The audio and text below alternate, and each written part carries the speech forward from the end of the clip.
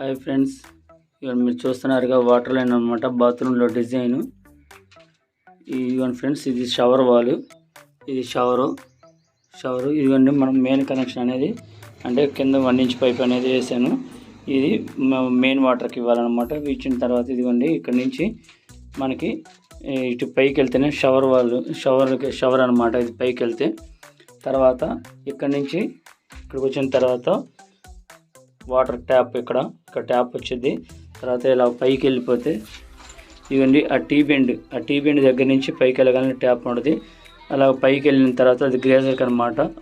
మనం మచ్చి పైన ఇచ్చాము గ్రేజర్కి. ఆ గ్రేజర్కి వెళ్ళిన తర్వాత అటు నుంచి హీట్ అయ్యి ఇటు నుంచి వచ్చేసి ఇదిగోండి ఇక్కడికి ట్యాప్ ఇచ్చాము. ఇది హీట్ వాటర్కి.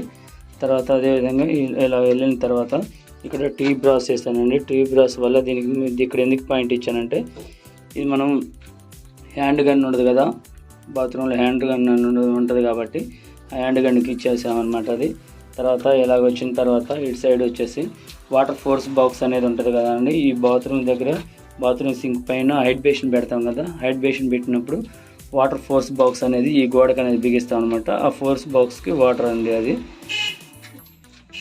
ఇలా సింపుల్గా అనమాట. లేదా ఇక్కడ మనం వాల్ మిక్సర్ కావాలంటే ఆ వాల్ మిక్సర్ తీసుకొచ్చి వాల్ మిక్సర్కి మనం ఆల్రెడీ ఇలాంటి డ్రాప్స్ అనేది ఉంటాయండి, వాల్ మిక్సర్కే ఉంటాయి. ఇలాగ బ్రాస్ సెల్స్ బిగించి వాల్ మిక్సర్కి ఉంటాయి. అది తీసుకొచ్చినట్టయితే మనం ఇలా 3 టైప్స్ ఉంటాయండి. ఇలాగా ఇక్కడ 3 ఉంటాయి.